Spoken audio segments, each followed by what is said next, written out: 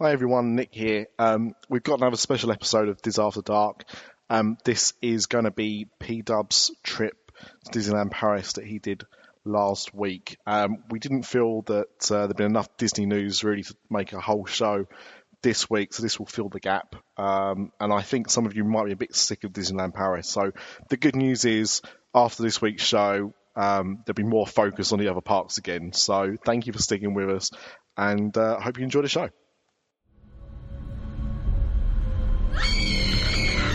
The Dis After Dark Podcast is sponsored by Unofficial.com, the home of Halloween Horror Nights news and rumors all year round.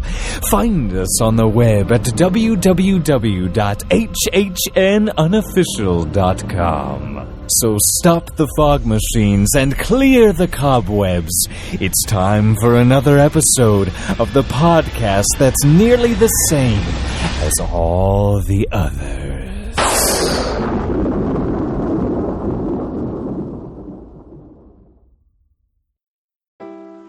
Wendy Presser at Magical Journeys Travel is proud to be a sponsor of the After Dark Podcast Network. Whether you've been to Disney 1 or 100 times, there's still lots of planning involved. Let Wendy be the one on at midnight when your window opens to get that VR guest reservation or that covered with Anna and Elsa fastpass for your own princess. Mention that you heard this ad on one of our podcasts and get $25 off your deposit with any trip package. Be sure to ask about her generous onboard credits for Disney Cruise Lines as well. Find her on Twitter at WPMagicJourneys or WPMagicJourneys.com.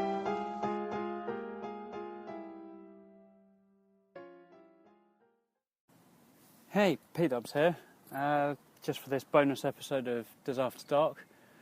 I'm sitting in the Mouse's Head pub garden at the moment on what can only be explained as one of the hottest days of the year in the UK.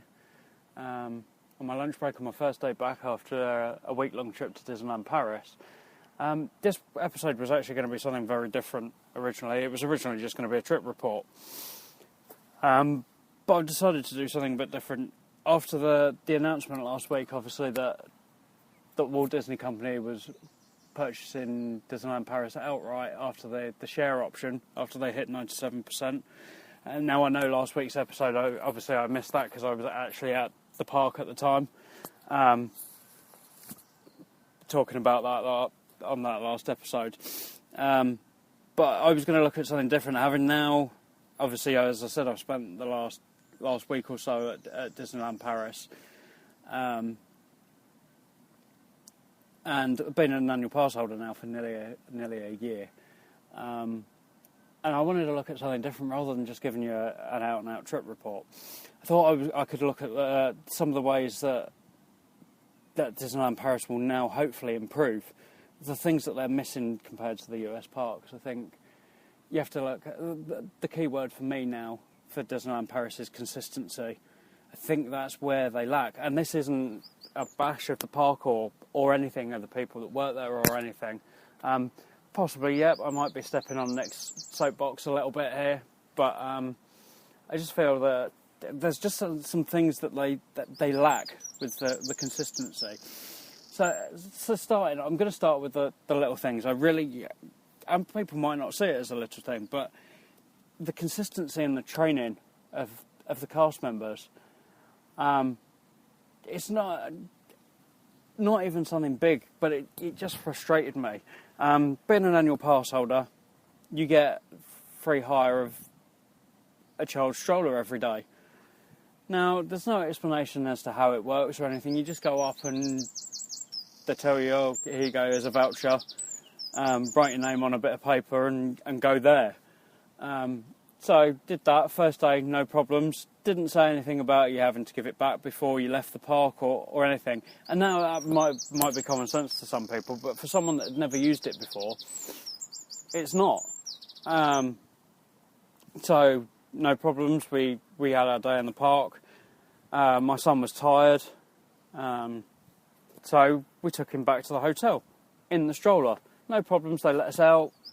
No issues. Went through the turnstiles with it, no problems at all. Comes to the second day, we do the same. We go to the Studios park this time, and we get to go to leave, and I get stopped and told I can't take it with me. And I'm like, well, yesterday I was allowed to, yet today I'm being told something different. So it's just those little things, the lack of training, and a couple of other little things. And yeah, I know it's in France, but when people make out that they speak perfect English, it's a little bit worrying when you order a meal and you get something wrong. We went to the Lucky Nugget one night in Thunder Mesa there, and the food was good enough. It was fine, no problems with that. A little bit expensive, well, fairly expensive for what it is. I know during the day that they have a puppet show with Woody and Jessie and Bullseye. Well, by the time we got there, it was 5 o'clock, and I'll go on to this, the reason why we chose it. But there's no show at that point. I think it finishes at like 3:30, 4 o'clock. Yet they still charge the same price. And it wasn't cheap for what it was. For what felt like a quick service, though you go to a till and you get it brought to you later on, it still felt like a quick service meal. And we felt it was fairly expensive for what it was. But going off tangent, we all ordered an ice cream sundae. One for me, one for my wife, and one for my son. I got mine. I got the chocolate one. My son got his. Again, chocolate. My wife tried to order the berry flavoured sauce on hers. Yet when it was brought to us, she got fruit salad, which it's fairly easy to tell the difference between fruit salad. And we even pointed it out on the menu. And it just worries me that some of the training isn't being done properly, isn't being checked whether people actually do speak enough English to be sat on a till. It's fair enough if you're somewhere that you're not customer facing, if you don't speak perfect English, but it's a bit worrying when you're serving thousands and thousands of customers a day if you can't understand English well enough that you're getting meals wrong. As I said, I was going to explain a little bit as the reasoning behind going to the Lucky Nugget. We didn't have a lot of choice, to be fair. We'd originally chosen the barbecue place, the Cowboy Cookout, only to find that it was shut and had been all day and was the next day as well, with no real reason, other than the fact that it looked like they couldn't be bothered to open it. And it wasn't quiet by any standards last week. You were still looking at some rides over an hour's wait to get on them. So it wasn't quiet. I wouldn't say it was out of season as such. Obviously a lot of British schools are still at school, and I imagine the French are as well. But teenagers have finished their exams and have finished school for the year. So it's not quiet. It's not quiet, and I don't understand why they've got whole restaurants closed. So we tried to go there and found that was closed. Basically, the area looks like it's used as a picnic base for people while it's not open. We tried Friday as well before we left. It was closed again, even though Woody was still doing his meet and greet just opposite. It just seemed a little bit like they couldn't be bothered to open them. And we even tried the Last Chance Saloon straight after the Cowboy Cookout, and that was closed as well. And this was at 5 o'clock in the afternoon. The park was open until 11 o'clock at night, and they're closing all their quick service. And we were just like, whoa. So, in all honesty, we didn't have much of a choice but to go to the Lucky Nugget. I don't know whether the Silver Spur was open, but again, that's a sit-down meal, and that's not what we were looking for. We've got a 4-year-old little boy, and by that point, he's tired and he just wants some food. We don't want to go and sit down and have a full meal at that time of the day.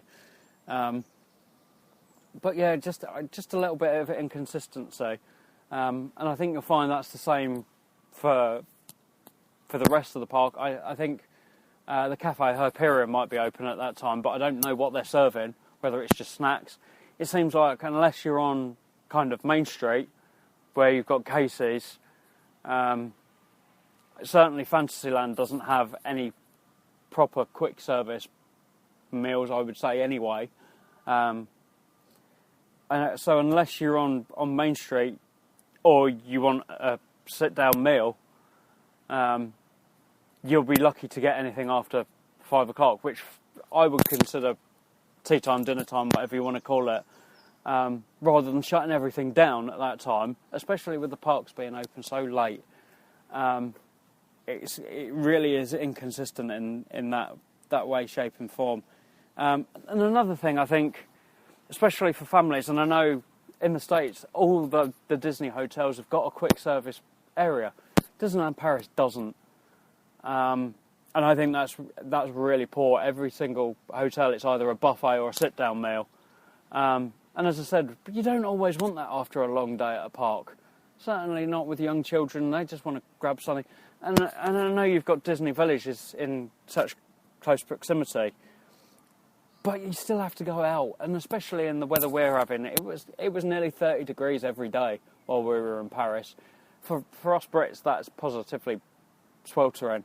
And it's a different kind of heat to what you get in the US. And the US are prepared for it. You've got air conditioning and everything like that. So it's a little bit kind of like, why do you do it? So hopefully with the takeover that they'll now be able to kind of build on that, and hopefully we'll see some of those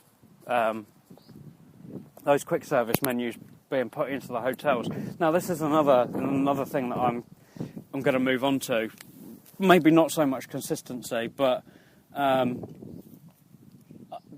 me, the hotels, though it's cost them a lot at the time when they opened, I think they built too many at the time that they opened, it's now, for me, getting to the point where there aren't enough hotels. And that touches on the quick service meals as well in the hotels. There's not enough room for them to build these restaurants inside the hotels, mainly due to the fact that the rooms are permanently full, so they can't take rooms out of these hotels. So it's coming to the point where I know the Cheyenne's now coming to the end of its refurb, and I know the Cheyenne and the Santa Fe now have a Starbucks in them, but the selection wasn't huge for food, so fingers crossed that they so that continues. I would hope to see more, maybe Starbucks going into the hotels, but I can't see where they've got room to expand. So the New York is due to go under a year-long refurb.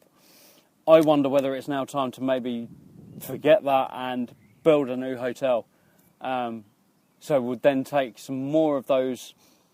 You could take some rooms out of the other hotels to build quick service restaurants and things like that. So hopefully, fingers crossed, that Disney may now look at that and move on. But yeah, and I think, and I've already talked about it, I think the consistency in the opening times of the parks is dreadful. The Disneyland park is open till 11 o'clock every night at the moment. Might even possibly be 12 at weekends, I'm not sure. But the Studios park, it's only open till 6 o'clock. It doesn't give you, especially in this weather, it doesn't give you a lot of time to be in that park at all. So fingers crossed that Disney might look at that as well. All round, I think they need to pick up that consistency of the US parks. The US parks are open till 10, 11, 12 o'clock all the time. And it's not just one park at a time. I know Animal Kingdom's been a different ballgame altogether before Pandora opened, but now I'm hoping, fingers crossed, that's now moving into later opening times. But the other three parks are always open till the late hours of the day, even early morning. And Disneyland Paris doesn't feel like that. And I know during the winter it's a little bit more difficult. It gets a heck of a lot colder in Paris than it does at the US parks. But even during the summer, you're finding, as I said, the Studios Park is open till 6 o'clock in the evening. And that touches on the restaurant thing as well, that quite clearly the restaurants in Hollywood Studio, in the Studios Park, aren't open because the park's not open. And it just doesn't give you that choice. But yeah, there's that. And I really, they've started to use RFID in some of the hotels. We stayed in the Newport Bay pub, and we had an RFID card this time. So they're moving on to similar things to the US parks, and hopefully that's just the start of things with Disney taking over. I, for one, I wasn't a shareholder in Disneyland Paris, so that's not made any difference to me at all. I just hope that this takeover is going to make a difference. As I said, training, hours kept, a lack of service. I don't understand how they do it, how they run, and it's plain to see why they've been running out of money for me, because there just isn't. There's so many options that they could be doing to make more money, and they don't. Another thing that's only just come to me in the last hour or so is a distinct lack of merchandise variants. I think when you look in the States, you've got Memento Mori based on Phantom Manor, Haunted Mansion even. I've got Phantom Manor stuck in my head. But at Disneyland Paris, you've got a little cart with maybe a T-shirt or two on it. And it's just every single shop you go into seems to have the same things. There's a couple of shops that maybe sell some more upmarket clothing, and you've got a couple of shops that sell ornaments and things like that. Like we love Harrington's on Main Street and the Disney Gallery in Disney Village.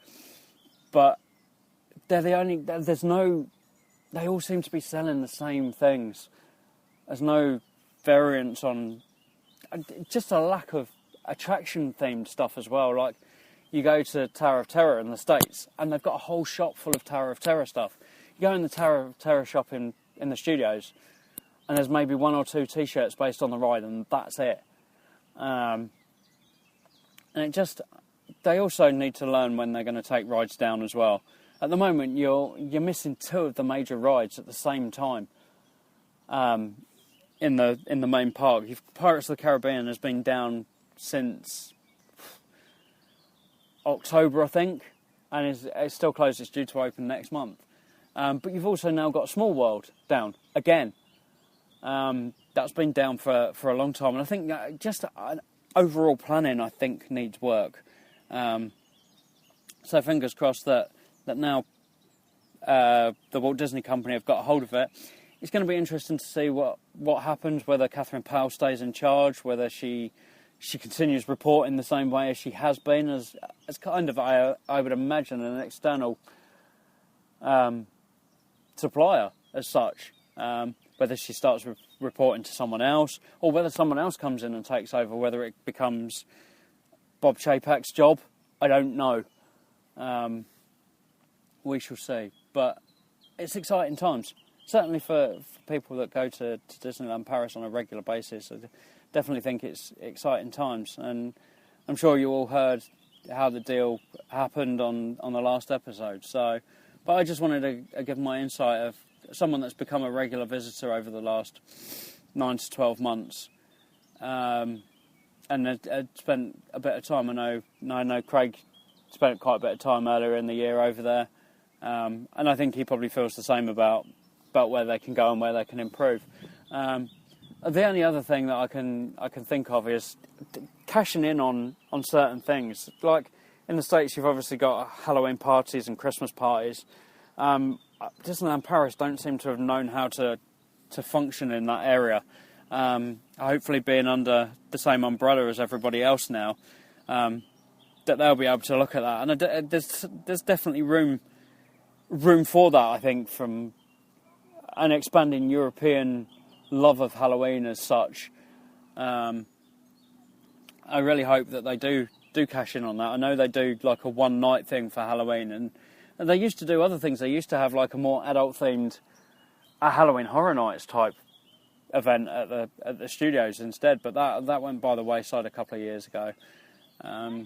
So just really hoping that they can do something with that. But yeah, it's just a consistency, I think, that Disneyland Paris has lacked, that hopefully being with the US parks now will give them something extra in that. So thanks for listening. It might have been me just rambling on for 20 minutes, but it just I kind of, and it's not a bash at the park or anything. And as I said, it might seem like I'm stepping on Nick's soapbox, but hopefully not. And hopefully fans of the Disneyland Paris parks will understand where I'm coming from, and hopefully the fans of the US parks will get to know a little bit more about Disneyland Paris in that sense. So as I said, thank you for listening, and we'll have another episode up shortly, I'm sure.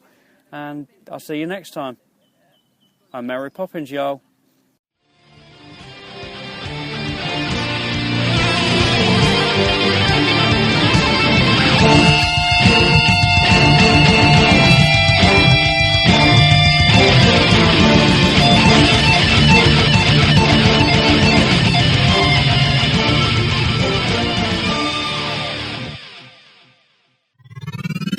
This podcast is part of the After Dark Podcast Network.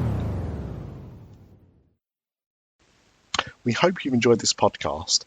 If you would like to support Dis After Dark and the other After Dark Network podcasts, please visit our website at www.patreon.com/Dis After Dark. That's patreon.com/Dis After Dark. Thank you.